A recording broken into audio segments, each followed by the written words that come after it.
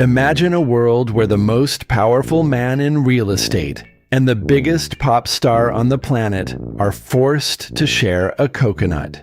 It sounds like a fever dream, but in the archives of what-if stories, this is the legendary tale of Donald and Justin. It all started on a private flight to a secret gala in the Caribbean. Donald was busy tweeting about skyscrapers, and Justin was practicing his dance moves in the aisle. Suddenly, the engines coughed. The pilot yelled, "Brace for impact!" And just like that, the golden jet touched down on the crystal-clear waters of a forgotten island.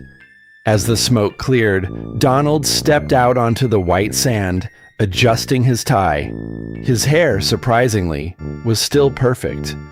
"This is a disaster," he muttered, looking at the palm trees. "A total disaster. Where is the room service? Where is the marble floor?" Behind him, Justin Bieber stumbled out, clutching a guitar case and looking confused. "Yo, Donald, are we in Hawaii?" Justin asked, squinting at the sun. Trump turned around, pointing a finger. "Justin, listen to me. This is not Hawaii. This is a business crisis. We need to build a resort, immediately. We will call it Trump Bieber Island. It's going to be huge." But there was one problem. There were no workers, no fans, no paparazzi, just a billionaire who had never cooked a meal in his life, and a singer who thought coconuts grew in grocery stores. The first night was a comedy of errors. Donald tried to build a shelter using only palm leaves and positive thinking. He claimed it was a 5-star villa. Justin, on the other hand, tried to start a fire by singing his hit song "Baby" at a pile of sticks. Spoiler alert, the sticks did not catch fire. They just looked bored. "Justin!" Donald shouted from his leaf pile. "Stop singing. You are scaring the fish. We need protein. I need a steak. Well done, with catsup." Justin sighed, sitting on a log. "Donald, there are no steaks here. Just crabs. And I'm pretty sure that crab over there is looking at your hair like it's a nest." For the first time in history, Donald Trump was speechless. He looked at the crab, then at Justin, and then at the vast, empty ocean. They were alone, and the adventure was just beginning. Day 3 on the island. The sun was beating down, and the situation was getting, as Donald put it, unacceptable. Donald had spent the morning trying to negotiate with a group of local monkeys. He was standing on a rock, wearing his suit jacket, but no shoes, pointing at a pile of bananas. "Listen, fellas," Donald said to the monkeys. "I offer you a 20% stake in the new resort. You bring the coconuts, I provide the branding. It's a win-win. We're going to build the most luxurious jungle gym in history. Believe me." The monkeys just stared at him. One of them took Donald's silk tie and ran up a tree. "That's a felony," Donald shouted. "I'll see you in primate court." Meanwhile, Justin was having his own crisis. He had decided that if they were going to be stuck here, they needed to stay on brand.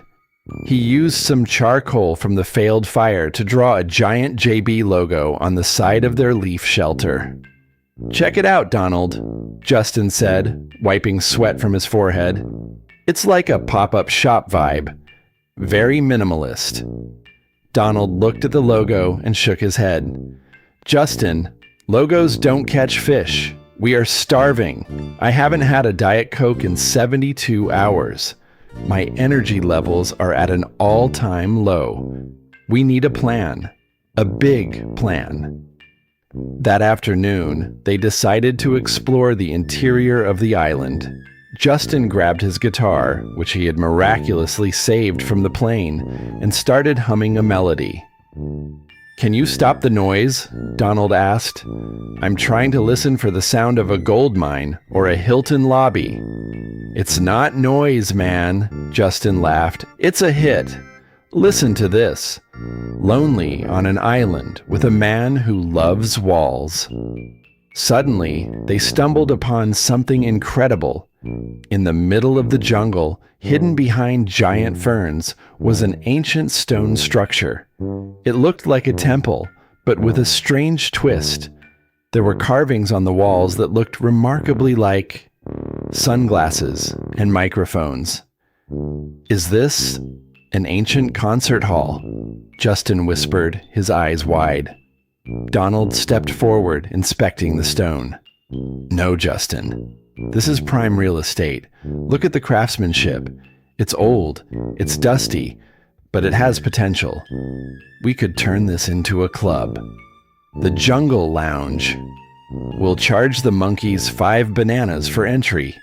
We'll be billionaires again by Friday." But as Donald touched a golden lever on the wall, a loud rumbling sound filled the air. The ground began to shake. A hidden door opened, and out stepped a tall, imposing figure wearing a mask made of seashells. The figure looked at Donald's messy hair, then at Justin's baggy pants, and spoke in a deep, booming voice. "Who dares disturb the silence of the sands?" Justin dropped his guitar. Donald straightened his jacket. "I am Donald Trump," he said with total confidence. "And this is my Vice President of Entertainment, Justin. We'd like to speak to the manager of this island immediately. We have some complaints about the Wi-Fi." The tall figure in the shell mask didn't look impressed. He stepped closer to Donald, sniffing the air. "You smell like expensive hairspray and steak sauce," the figure boomed. Donald didn't flinch. He adjusted his cuffs and said, "It's called Success, my friend. It's a very limited edition fragrance. Now who are you? The CEO of this island? Because your lobby is a mess. Too many vines, not enough gold." Justin whispered, "Donald, maybe we shouldn't insult the guy with a giant spear." But it was too late. The figure took off his mask. To their shock, it wasn't an ancient warrior. It was a man named Gary. Gary was a former hedge fund manager from Wall Street who had gotten tired of the city and moved to the island 10 years ago. "I am the king of quiet," Gary said, leaning on his spear. "And you two are making a lot of noise, especially the kid with the purple hoodie. My monkeys told me you were trying to start a union, Donald. That's a violation of island policy." Donald's eyes lit up. "Wall Street? Gary, I know your people. You're a genius. You've got a great setup here, but you're missing one thing: revenue. You've got the land, I've got the brand. And Justin here. Well, Justin can sing while people wait in line. We can turn this jungle into the Trump-Gary Bieber tropical empire. We'll have a golf course where the holes are inside volcanoes. It'll be the most dangerous, most exciting game in the world." Gary looked skeptical. "I don't need money, Donald. I have coconuts. I have peace." "Peace is boring," Donald countered. "You know what's not boring? A gold-plated coconut. We'll export them. We'll call them iCoconuts. People in New York will pay $50 for one." While Donald was busy pitching a business plan to a hermit, Justin had wandered over to a group of Gary's followers, mostly other people who had escaped the corporate world. They were sitting around a fire, looking bored. Justin grabbed his guitar.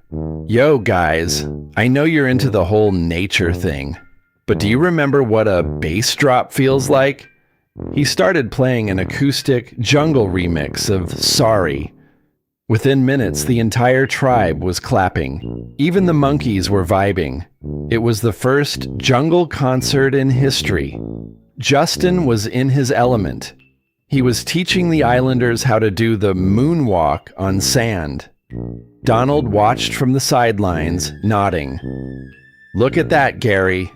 That's what I call target audience engagement. If we build a stage right over there, we can sell tickets. We'll charge 3 pineapples for the front row, and I'll give a speech about the economy between songs. It'll be a marathon of greatness." Gary started to crack. The idea of being a king of an empire was starting to sound better than being a king of quiet. "Okay, Donald," Gary said, shaking his hand. "You have 24 hours to prove this works. If the concert tonight isn't a hit, you're both going to be our official coconut peelers for the rest of your lives." "Challenge accepted," Donald said, looking at Justin. "Justin, stop dancing and start marketing. We have a show to produce." The night of the Jungle Gala had arrived. The forest was glowing with thousands of fireflies, and Donald had somehow convinced the monkeys to wear tiny red bow ties made of hibiscus flowers. It was the most exclusive event in the history of the Caribbean, mostly because the guests had no way to leave. Justin took the stage, a platform made of driftwood and vines, and the crowd went wild. He performed a version of Stay that featured a tribal drum beat played by 3 gorillas and Gary on the shaker. Even Donald was tapping his foot, though he told everyone he was just testing the structural integrity of the floor. Just as Justin hit the final high note, a bright searchlight cut through the jungle canopy. The sound of rotating blades drowned out the music. A rescue helicopter. The crowd gasped. Gary looked worried. His peaceful isolation was over. Justin looked relieved. But Donald looked at the helicopter and then at Gary. "Gary!" Donald shouted over the noise. "Don't answer that radio yet. We haven't finished the negotiation." The helicopter landed on the beach, and a team of elite rescuers jumped out. "Mr. Trump, Mr. Bieber, we've been looking for you for a week. We're here to take you home." Donald stepped forward, blocking their path. Wait. Hold your horses. Who sent you? Was it CNN? Because if it's CNN, I'm staying on the island. I'm building a wall around the beach, and I'm making the sharks pay for it." The rescuers looked confused. "Sir, we're from the Coast Guard. Your family is waiting." Justin grabbed his guitar and ran toward the chopper. "Let's go, Donald. I miss my bed. I miss Wi-Fi. I miss clothes that aren't made of grass." But Donald stayed back for a moment. He turned to Gary and the tribe of monkeys. He reached into his pocket, pulled out a gold-plated pen that had survived the crash, and handed it to Gary. "Gary, keep the pen. Use it to sign the contracts. I'm buying this island from the government the moment I land. We'll call it Mar-a-Lagoon. You'll be the manager. And Justin, you'll be the resident performer every Tuesday. It's going to be a masterpiece." As the helicopter lifted off, Donald looked down at the shrinking island. "You know, Justin," he said, leaning back in his seat, "you weren't a bad roommate. For a kid who wears his pants at his knees, you've got spirit. But your singing, it needs more auto-tune. I know a guy, a great guy. He'll fix it for you." Justin laughed, looking at the New York City skyline appearing in the distance. "Whatever you say, Donald, just promise me one thing. No more coconut diets." Back in New York, the press conference was legendary. Thousands of reporters gathered as Donald and Justin walked off the chopper. Donald walked straight to the microphone, adjusted his tie, and said, "Ladies and gentlemen, I'm back. And I've just acquired the best island in the world. It's huge. It's tropical. And Justin Bieber is now my official Secretary of Style. We have big things coming. The biggest." And so the world watched as the most unlikely duo in history walked into Trump Tower, already planning their next adventure. Because in the world of Donald and Justin, the sky wasn't the limit. It was just the beginning of the next deal.